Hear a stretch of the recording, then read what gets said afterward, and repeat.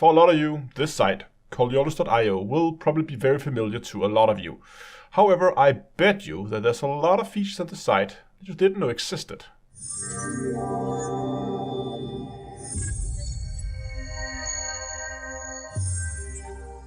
Today's video is sponsored by SecretLab. We all strive for the best possible gaming experience, but the importance of a good quality chair is often underestimated. SecretLab produces some of the most comfortable and high quality gaming chairs you can get. So upgrade your Commander chair today and fly in style and comfort. Follow the link in the video description to their store, type in your height, your weight, and it will tell you which chairs fit you for the best possible seating experience.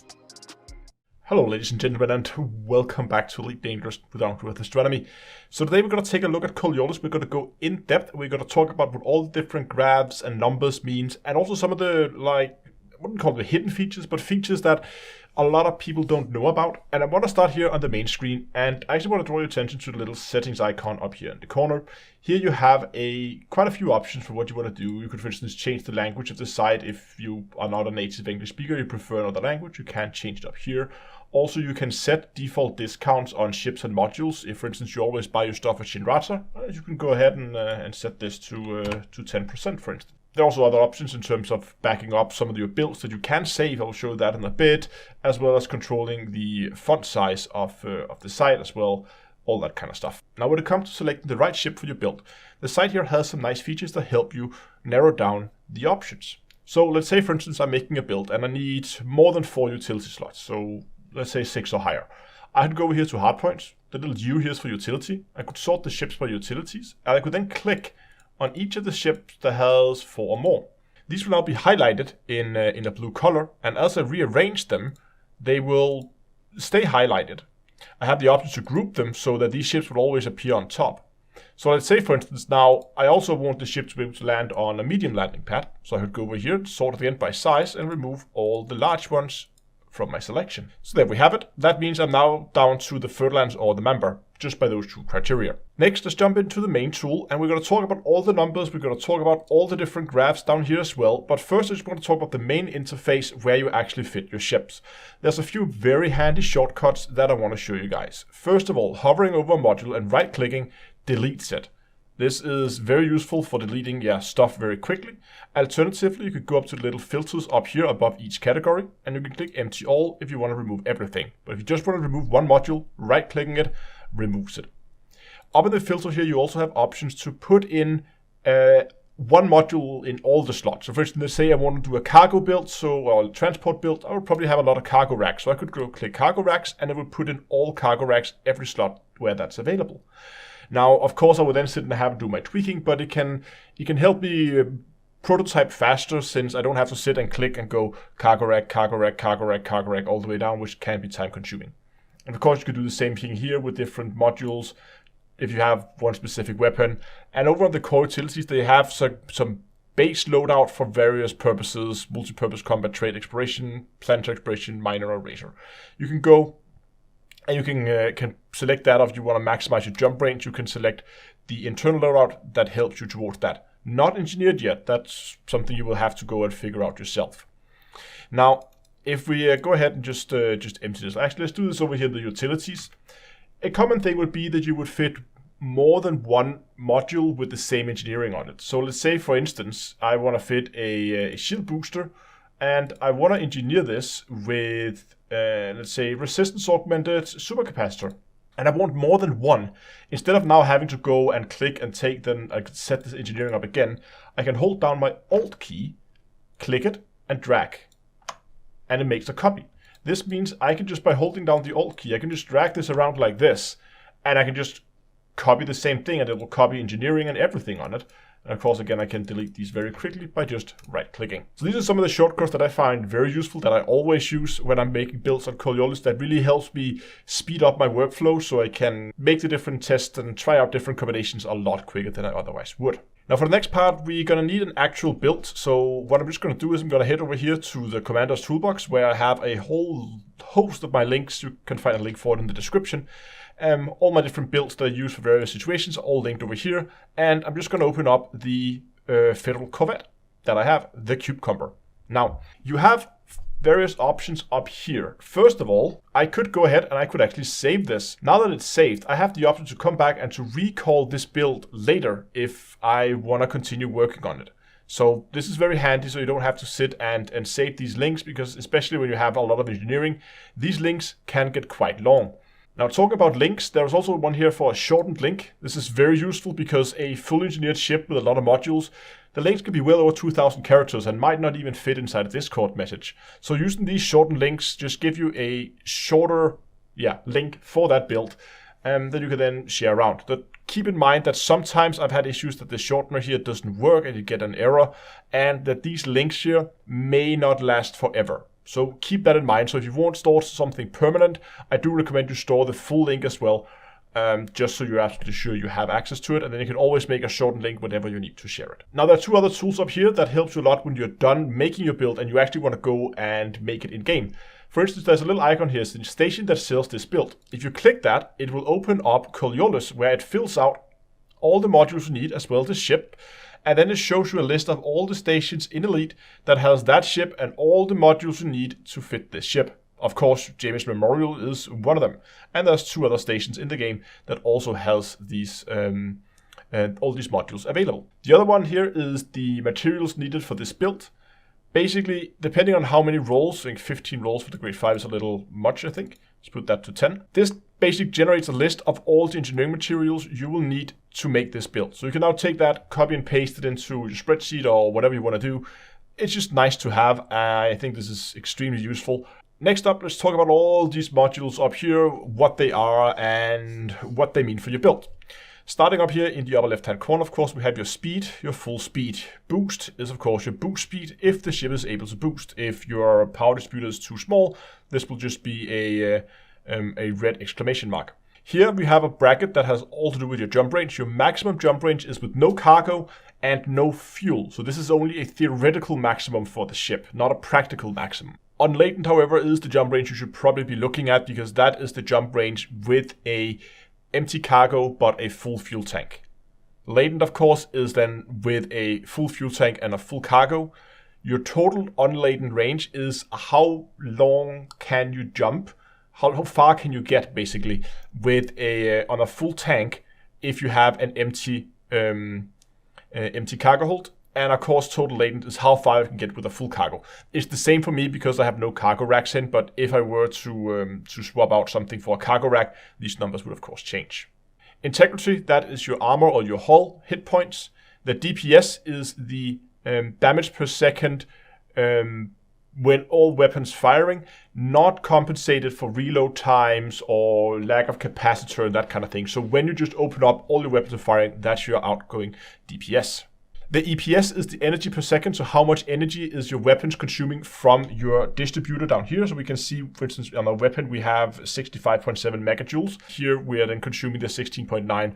That should also be megajoules. Here time TTD is time to depletion, is how long it takes before your weapon capacitor runs out of energy and how far your weapons can firing. A lot of people just overlook this stat, but I think it's quite important, especially if you're doing mining builds, to see how long your mining lasers can be firing. Again, your cargo, as we talked about, I have no cargo, but with total cargo would be displayed here. Packs is how many passengers you can have. Fuel, how much fuel can you carry on board. Then you have different masses. You have your hull mass, that's just the mass of the ship without any modules fitted. The unladen mass is the mass of your ship plus all the modules you have fitted on it. And the latent is hull mass plus modules plus cargo if you have any cargo, but or fuel for that matter. I guess the unladen has no fuel either, it seems, does not count there. So keep that in mind that the latent does include fuel as well. Hull hardness is essentially the hull's resistance to piercing. So you will notice that all weapons has a piercing, and that is then compared against the ship's hardness. The hardness can't be changed. It's a fixed stat for all ships, so don't try to do anything to change this number. It can't be done. Only by swapping out to a different ship can you change the hardness. But quick rundown of armor. Basically, if I was shooting, for instance, with this medium beam laser, which only has a piercing of 35, against a Corvette with a hardness of 70, I would get less damage than I would if I was shooting against a ship with a hardness that match or was lower than the piercing. So it's basically like a natural armor resistance against smaller weapons to prevent smaller ships taking down big ships as easily. Crew is the number of people who can be in the seat, including yourself. MLF is the mass locking factor, so, well, yeah, how much does you mass lock other ships around you so they can't jump out. Boost interval, how far is between every single boost, assuming you have 4 pips to capacitor. You don't have to sit and do it down here, it is assuming that already. The resting heat I found to be quite inaccurate, and they also put here it is a beta feature at the moment. So hopefully there's something that will be more accurate in the future, because I've noticed quite a few situations where it wasn't 100% accurate. The next line here is all about your shields. First of all, we can see here I'm fitting prismatic shields. We can see our resistance against explosive, kinetic, thermal. You can see your absolute hit points, so that is how much absolute damage you can take. Some weapons does absolute damage, like plasma accelerators, for instance, has a portion of the damage as absolute, which goes straight through all normal resistances, which of course is why it currently matches the shield. Then you also have your effective hit points in explosive, kinetic, and thermal. And this is basically just taking those resistances you have here with the shield hit points, that gives you some effective damage you need to take in the 3 different categories for the shield to go down. The recovery here is the time it takes for the shields to come back online after they have gone offline. This, of course, is assuming that you have a full system capacitor when you start, when your shields go down, which you most likely won't have, and that you're keeping 4 pips to systems doing the whole recharge. So keep that in mind. The recharge is then the time it takes to recharge the remaining 50%. So that is from 50% shield to full shield. Again, assuming that you always have enough capacitor in your system capacitor to actually keep the shields recharging. Don't have to be full, but just have to be some energy in there. Next, quickly, we have armor. Just as before, we have explosive, kinetic, thermal, and in this case also caustic resistance. We can get caustic resistance if you're going out fighting Thargoids, then that some people do that. I think it's very few people who use caustic resistance. Most people just go straight for hit points. Again, we have our absolute armor here, which is our total armor hit points, and just as before, we have the effective hit points for explosive, kinetic, thermal, and caustic shown here as well. Next here we have the module protection, the raw module armor, and the internal module protection. So if I just quickly go ahead here and I fit a module reinforcement pack like so, you can now see I have some hit points matching the integrity of that module reinforcement with a 60% protection. Keep in mind the module reinforcements only protect your internal modules, so not your hit points, only stuff inside your ship. And all of this out here, I will also show you in a second what all these different things do. But for now, I just want to talk about this main interface that most of you will be familiar with. Here you can set your system priorities just as you can in game. You can disable modules if you want to see how it look like in terms of your power consumption, which you can see down here. The top one is the with hard point retracted. The one down here is the hard point deployed. And you can sit here and you can turn this stuff on and off. You can see all the modules here, and actually if you have some of the modules already, you can also remove some of these from the list here by clicking them, and it then updates the price so you can see how much you're going to pay. So in case you have some of the modules already, you can just say, oh, I already have a ship, but I need to buy anything else. Then how much is the modules only, for instance? But let's go over and let's talk about these profiles, because these are actually quite interesting. First of all, here we have the engine profile. This shows our engine speed dependent on our mass. So if you look at our engines here, you can see we have a minimum mass, we have an optimal mass, and a maximum mass. The maximum mass is out here. That's how much the engines can actually push around. And the minimum mass, you can see it. You can't actually see it in here. It's a little bit outside our window, I think. Minimum mass should be... Yeah, okay. So it's outside the window here. There we go. So I just went back to the Anaconda. Now we can see how it flattens out here at the minimum mass. The minimum mass for these engines right now is 1080. So you can see here it's completely flat. My maximum speed doesn't change until I reach 100 or 1080, at which point it begins to drop off along this curve. This could be nice if I'm doing speed builds. Then I can see how much mass I can add to the ship without it affecting my top velocity, because I'm already lower than my minimum mass, which is the maximum speed. Also, you can see the same thing for when you're boosting, in case you're interested in that. And of course, you can sit and you can play around with the pips. So if you want to see how far you can go with different number of pips to engines, then you can of course do that. And you can also play around with the boosts and all that stuff. Here we have the FSD profile. Let's jump back to the cucumber. So here again, you can see how your jump range is going to change dependent on how much your ship is weighing. So you can see if I can drop my mass down to, let's say, 2000. If I go down to 2000, I would be able to jump around 28 and a bit compared to my 27 and a bit right now. So I get an extra light year if I could lose down to 2,000 tons of mass. Over here we have the speed, of course, our forward speed, our roll, our pitch, and our yaw, all shown here, so we can see the ship's maneuverability. Down here, this was this engagement range that I talked about before. You can see the different weapons. So I have a number of different weapons fitted on the ship, and all these different weapons have different damage outputs. So out here you have sustained damage per second up the y-axis, and out here you have range. So for instance, you can look at the white one here, the white one number 2 from the top. That is my huge multi-cannon. And you can see here that as I reached out here beyond the like 1700, 1800 mark, the damage begins to drop off until I reach 4000. So I can see how much damage I'm doing at all these different ranges, and which range my weapons are most effective. And by moving this slider, I'm moving this dotted line so I can kind of see where these different things are at. Now this one over here is against opponent's shield, and this one is against opponent's hull. And here, of course, you can see the multi-cannon is a lot more effective against the hull. Obviously because of its kinetic damage. But you might think, but how can I know what my opponent's hull resistance is? And that is the little red here where it says stock eagle. So this is your DPS against the stock eagle.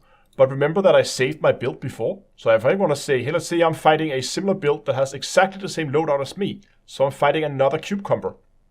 You can see the numbers here now changed around. And this is now the damage against another cucumber. So you can see how much damage I'm doing against that build. So if you know exactly what your opponent's gonna fly, you can make his build in here, and you can sit and play around, see where your damage numbers are the best, and at what ranges you can engage the most effective. The next tab here is the offensive tab that gives us a better deep dives into our weapons. We can see all our different weapons, how they're engineered, what they're engineered with. We can see the damage output of the different weapons, and again, against this the opponent that you selected up here, you can see what your sustained DPS will be, and the effectiveness, like how much damage goes in compared to 0% resistance. And again, if we set this back to like a stock eagle, we can see here the numbers are of course significantly higher because the stock eagle has much worse resistance than I have on my cucumber. And we can see how our damage is broken down into our kinetic and thermal, how big a percentage is going towards the kinetic, how much going towards thermal. And again here, if we're shooting against shields and if we're shooting against armor. And here you can see some stats for how much time it will take to, for instance, drain my own weapon capacitor. What is my sustained DPS against shield? How much time will it take me to, if I was fighting another corvette, another cucumber build, and I was shooting at him constantly, hitting with every single shot, and having full pips to weapons, how much time will it take me to strip shields from 100 to 0%? It will take me about 20 minutes. And the same thing with armor, which take just about 2 minutes to strip. And we can go down, we can say, let's go back to that stock eagle. And we can see now I remove shields in 1 second and I remove the armor in 0 seconds. So sub-second armor removal on a stock eagle. So over here we get exactly the opposite as we did at the offensive tab. On the defense tab, we of course get a breakdown of our defenses. And again, if we start out here, we have some numbers for, again, because this is a cucumber shooting at a cucumber, let's take a stock eagle again. You can now see here that if I'm under sustained fire, my shields will now hold for 425 minutes, basically forever. And shield recovery time. We also get a breakdown of where our shield hit points are coming from, where the orange, of course, is the generator. Shield addition, that's our Guardian shield reinforcement packs. We have about as much hit points in those as we have from the generator itself. The blue one is our shield boosters, and the green one is the amount of hit points we have available in our shield cell bank. So just as this build is intended to, it has a low number of hit points, huge number of shield cell banks that they can then use to just keep replenishing its shield over and over and over again. And we have the exact same breakdown for armor down here. Again, how much time will my armor last? We're back up against the cucumber, and where does the armor come from? Does it come from the bulkhead, which is of course the one you fitted up here? Or does it come from hull reinforcement packs, which is the blue one that you can see here? I think one of the more interesting graphs is the effective shield over here, which is, again, it is our total effective hit points, but up here, as you can see the numbers here, they do not include shield cell banks. However, this one down here does. This is why these numbers are so high compared to what you see up here, because those like almost 7,500 hit points and shield hit points from the shield cell banks are included in the calculation here. We can see again huge gap in this build for absolute damage, but again that is by design. That I know there's a gap at absolute, but everything else, it's pretty resistant. It can definitely take a beating. So that's the overview of some of the features available on Coriolis.io. Let me know if there was anything in here you didn't know, if you feel like there's something I missed. Who knows, maybe you can teach me something. Thanks a lot for watching, I hope you enjoyed this video. If you did, give it a like, subscribe, and until next time, I will see you guys in space.